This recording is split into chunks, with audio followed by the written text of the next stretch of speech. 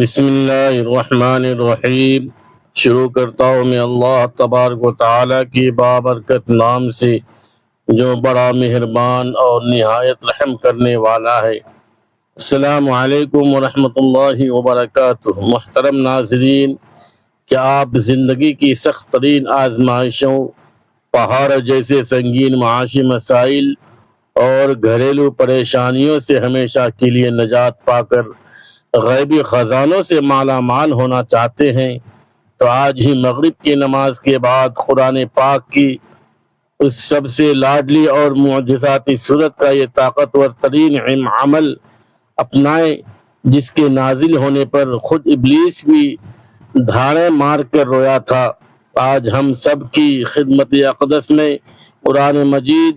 فرقان حمید کی سب سے پہلی، سب سے انوکھی، بابرکت اور لاڈلی صورت کا ایک ایسا انتہائی طاقتور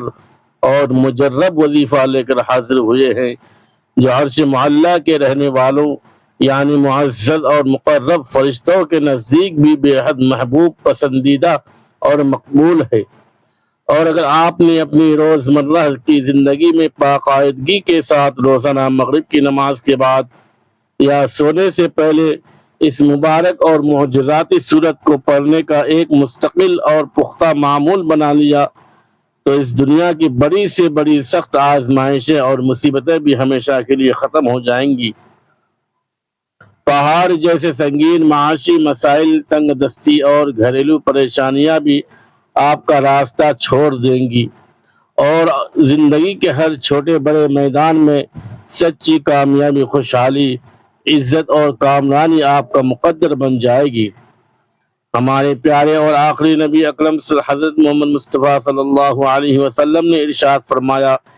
کہ قرآن پاک میں ایک ایسی پیاری صورت موجود ہے جو انسانوں کی تقدیروں کو بدل کر رکھ دیتی ہے۔ اگر کوئی شخص انتہائی فقیر، غریب، قرضدار اور کم پرسی کی حالت میں زندگی گزار رہا ہے تو یہ صورت اسے غیبی خزانوں سے بادشاہ تک بنا دیتی ہے، بے اولادوں کو پیاری اولاد کی نعمت غیر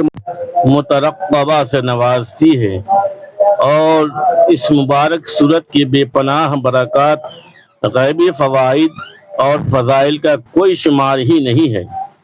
حضرت جابر بن عبداللہ رضی اللہ تعالی عنہ سے مروی حدیث میں منقول ہے کہ رسول اللہ صلی اللہ علیہ وسلم صبح کی فرض نماز بکثرت اس پیاری اور معجزاتی صورت کی تلاوت فرمایا کرتے تھے۔ اسی طرح آپ صلی اللہ علیہ وسلم ایک پڑوسن خاتون حضرت ام حشام بنت حارثہ رضی اللہ عنہ بیان کرتی ہیں کہ مجھے یہ پوری صورت زبانی یاد ہے، اس مبارک اور انوکھے طریقے سے ہوئی کہ میں ہر جمعہ کے خطبے میں اکثر آپ صلی اللہ علیہ وسلم کی زبان مبارک سے اس صورت کی تلاوت خود سنتی تھی۔ اس سچی بات سے یہ حقیقت بالکل واضح ہو جاتی ہے کہ حضور نبی کریم صلی اللہ علیہ وسلم کی نگاہ مبارک میں یہ ایک انتہائی عظیم، بابرکت اور اہم صورت تھی۔ اسی لیے آپ صلی اللہ علیہ وسلم زیادہ سے زیادہ صحابہ کرام اور لوگوں تک بار بار اس کے مضامین اور اثرات اور معنی پہچاننے کا خصوصی اہتمام فرماتے تھے۔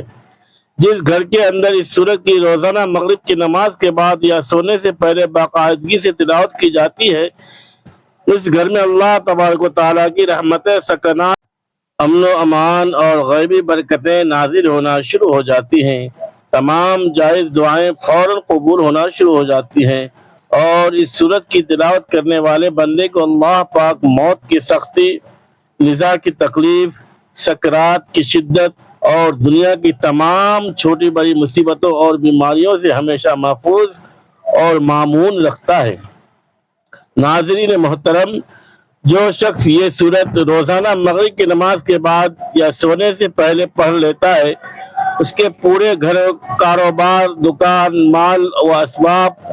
اور اہل و عیال پر اللہ رب العزت کی خاص نظر رحمت پڑتی ہے۔ بزرگوں، عارفوں اور اولیاء کرام کے اقوال سے معلوم ہوتا ہے کہ جب کوئی بندہ سچے دل، پاکیزہ نیت اور کامل یقین کے ساتھ اس کی تلاوت کرتا ہے تو آسمان پر فرشتوں میں ایک ہلچل مچ جاتی ہے اور فرشتے دوڑتے ہوئے زمین پر اس کے گھر کا رخ کرتے ہیں۔ وہ نورانی فرشتے صرف اور صرف اس لیے نازل ہوتے ہیں تاکہ اس مومن بندے کی تلاوت قرآن کو غور سے سنیں، اس کے حق میں مغفرت، معافی اور رزق کی وسعت کی دعائیں کریں، اور اس پورے گھر میں اللہ تبارک و تعالیٰ کی طرف سے سکون، طمانینت اور اطمینان کی فضا قائم کر دیں۔ آج کا انسان ہر طرف پریشانی، ذہنی بے سکونی، شدید معاشی مسائل، قرضوں کی بوجھ، تنگ دستی اور دل کی بے چینی کا شکار نظر آتا ہے۔ لاکھوں لوگ ایسے ہیں جنہیں راتوں کو سکون کی نیند نہیں آتی، دل ہر وقت بوجھل رہتا ہے، اداسی چھائی رہتی ہے اور سینہ تنگی کا شکار رہتا ہے۔ ان تمام روحانی، باطنی، نفسیاتی اور جسمانی بیماریوں کا بہترین اور شافی حل ذکر الہی میں ہے، اور خاص طور پر رات کو سونے سے پہلے یا مغرب کی نماز کے بعد روزانہ کی جانے والی اس مبارک تسبیح میں ایسی غیبی طاقت ہے جو انسان کو باطن میں بھی پاک کر دیتی ہے اور ظاہر کو بھی اللہ کے انوار سے بھر دیتی ہے۔ جب بندہ اس مبارک سورت کو پڑھتا ہے تو اللہ تبارک و تعالیٰ غیبی طور پر فرشتوں کے سامنے فرماتا ہے کہ میرے بندے نے میری حمد بیان کی، میرے بندے نے مجھے یاد کیا اور میں بھی اسے یاد کرتا ہوں۔ سبحان اللہ، کیسا عظیم، شاندار اور بلند مقام ہے اس عاجز بندے کا، جسے کائنات کا مالک، خالق اور رب خود فرشتوں کی معزز مجلس میں یاد کرے، جس کا ذکر عرش معلیٰ پر ہو اور جس کے ادنا سے گھر میں فرشتے برکتیں اور رحمتیں لے کر دوڑ آئیں۔ یہ تسبیح کوئی معمولی وظیفہ نہیں ہے بلکہ اہل اللہ، اہل مغفرت، صوفیاء کرام اور اللہ کے خاص مقرب بندوں کی پہچان ہے۔ اسے اپنا روز مرہ کا مستقل معمول بنا لینے والا شخص صرف اس فانی دنیا میں ہی نہیں بلکہ قبر کے اندھیرے اور تنہائی میں، حشر کے ہولناک اور گرم میدان میں اور پل صراط کی باریک راہ پر بھی بے پناہ آسانیوں کا سامنا کرے گا، کیونکہ یہ قرآن اس کے لیے محشر کے دن ایک روشن نور اور سفارش بن کر سامنے آئے گا۔ محترم ناظرین، حضور نبی کریم صلی اللہ علیہ وسلم کی پسند و ناپسند ہر سچے مسلمان کے لیے ایمان کا بنیادی حصہ روح کی تسکین اور کامیابی کا امدار ہے۔ اگر آپ حضور صلی اللہ علیہ وسلم کی طرز زندگی، عادات مبارکہ اور اسوہ حسنہ کو اپنائیں گے اور آپ صلی اللہ علیہ وسلم کی پسندیدہ صورتوں، دعاؤں اور اذکار سے دل و جان سے محبت کریں گے تو اللہ پاک آپ کو معاشرے میں عزت، بے پناہ دولت، غیبی شہرت اور دنیا کی ہر کامیابی سے سرفراز فرمائے گا۔ قرآن مجید کی تلاوت کرنے والا قیامت کے روز لکھنے والے معزز اور مقرب فرشتوں کے ساتھ صف اول میں کھڑا ہوگا۔ احادیث مبارکہ میں صاف آتا ہے کہ قرآن مجید کی تلاوت میں مہارت رکھنے والا شخص معزز فرشتوں کے ساتھ عالی مقام پر ہوگا، اور وہ شخص جو قرآن پڑھنے میں زبان کے اٹکنے، لکنت یا کم علمی کی وجہ سے دقت محسوس کرتا ہے اور پھر بھی محبت اور مشقت سے پڑھتا ہے، اس کے لیے اللہ کے ہاں دوہرا اجر و ثواب محفوظ کر دیا جاتا ہے۔ قبر کے احوال کے بارے میں سنن ابو داود کی ایک طویل اور مستند روایت میں ذکر ہے کہ جب مومن بندے کو اندھیری قبر میں اتارا جاتا ہے اور اس کے پاس دو فرشتے یعنی منکر اور نکیر آتے ہیں جو اسے بٹھا کر سوال کرتے ہیں کہ تیرا رب کون ہے، تیرا دین کیا ہے، اور اس پاک ہستی یعنی حضرت محمد صلی اللہ علیہ وسلم کے بارے میں تمہاری کیا رائے ہے، تو وہ ایمان والا بندہ نہایت اطمینان سے درست جواب دیتا ہے۔ جب فرشتے حیرت سے پوچھتے ہیں کہ تمہیں یہ غیبی باتیں اتنے یقین سے کیسے معلوم ہوئی، تو وہ جواب دیتا ہے کہ میں نے دنیا کی زندگی میں اللہ کی کتاب یعنی قرآن مجید کو پڑھا تھا، اس پر سچے دل سے ایمان لایا تھا اور اس کی تمام باتوں کی تصدیق کی تھی۔ یہ ہے دنیا میں قرآن پاک سے لو لگانے کا وہ عظیم فائدہ جو انسان کو قبر کی وحشت اور تنہائی کے اندھیرے میں بھی اکیلا نہیں چھوڑتا، بلکہ ایک سچے ملس اور غمخوار کی طرح اس کی ڈھال بن جاتا ہے۔ ناظرین گرامی، شریعت اسلامیہ میں جہاں تلاوت کی تاکید ہے، وہاں غریبوں کی مدد کرنے، مساکین کو کھانا کھلانے، ان کے دکھ درد بانٹنے اور ان کی دنیاوی ضرورتوں کو پورا کرنے کی بھی بار بار ترغیب دی گئی ہے۔ فرمان رسول صلی اللہ علیہ وسلم ہے کہ جو شخص کسی مومن بھائی کی کوئی دنیاوی مشکل یا پریشانی دور کرے گا، اللہ تبارک و تعالی قیامت کی ہولناک سختیوں میں سے اس بندے کی ایک بڑی سختی دور فرمائے گا، اور جو شخص کسی تنگ دست غریب یا مقروض پر نرمی اور سہولت کرے گا، اللہ رب العزت دنیا اور آخرت دونوں میں اس کے لیے آسانیاں پیدا فرمائے گا۔ اس اخلاقی پہلو کے ساتھ ساتھ ہمیں اپنی فرض نمازوں کی بھی سختی سے حفاظت کرنی چاہیے، کیونکہ نماز میں سستی اور کوتاہی کرنا رزق کی تنگی اور برکت کے اڑ جانے کا سب سے بڑا اور بنیادی سبب ہے۔ احادیث مبارکہ کی گہری روشنی میں مفسرین نے کچھ ایسی عام روزمرہ کی غلطیاں اور کوتاہیاں بیان کی ہیں جن کی وجہ سے ہنستے کھیلتے گھروں سے برکت اچانک اڑ جاتی ہے اور انسان دن رات کمانے کے باوجود معاشی تنگی کا شکار ہو جاتا ہے۔ ان میں سے پہلی غلطی یہ ہے کہ اپنے پاؤں میں جوتے پہن کر یا کسی کام کی جلدی میں کھڑے ہو کر یا بلا وجہ ننگے سر کھانا کھانا رزق کی فراخی میں کمی کے کا باعث بنتا ہے۔ دوسری غلطی یہ ہے کہ بیت الخلاء یعنی واش روم کے اندر ننگے سر داخل ہونا بھی گھر میں معاشی تنگی اور بے برکتی کا سبب بنتا ہے۔ تیسری غلطی یہ ہے کہ گھر میں آنے والے مہمان کو بوجھ، مصیبت یا زحمت سمجھنا، حالانکہ مہمان اللہ تبارک و تعالیٰ کی طرف سے رحمت کا قاصد ہوتا ہے اور وہ اپنا رزق آسمان سے ساتھ لکھوا کر لاتا ہے۔ اگر آپ ان تمام گناہوں اور دانستہ یا نادانستہ غلطیوں سے سچی توبہ کر کے خود کو بچائے اور اس بتائے گئے آسان وظیفے کو اپنی زندگی کا مستقل حصہ بنا لیں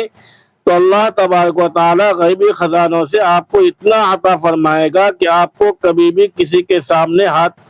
پھیلانے کی ضرورت پیش نہیں آئے گی۔ وظیفہ کرنے کا مکمل طریقہ اور شرائط یہ ہیں کہ ناظرین، اس مبارک اور مجرب وظیفے کو آپ نے مغرب کی نماز کے بعد روزانہ جائے نماز پر بیٹھے بیٹھے ہی نہایت خشوع و خضوع کے ساتھ انجام دینا ہے۔ سب سے پہلے آپ نے اپنے دل کو تمام دنیاوی خیالات، لالچ اور وسوسوں سے پاک کر کے نبی کریم صلی اللہ علیہ وسلم کی ذات گرامی پر درود پاک پڑھنا ہے۔ اگر آپ درود ابراہیمی پڑھیں تو یہ سب سے زیادہ افضل ہے، برکت والا اور فضیلت کا باعث ہے۔ درود پاک پڑھنے کے بعد اپنے دل میں اپنے خاص مقصد، معاشی تنگی کے خاتمے، قرض کی ادائیگی، روزگار کی فراخی یا کسی بھی جائز حاجت کی پختہ نیت کریں۔ اس کے بعد ایک مرتبہ پورے دھیان سے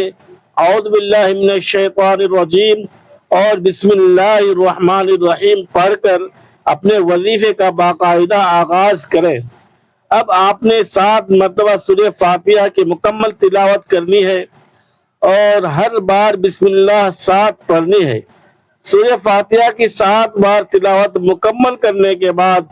آپ نے حسبنا اللہ و نعم الوکیل کی ایک پوری تسبیح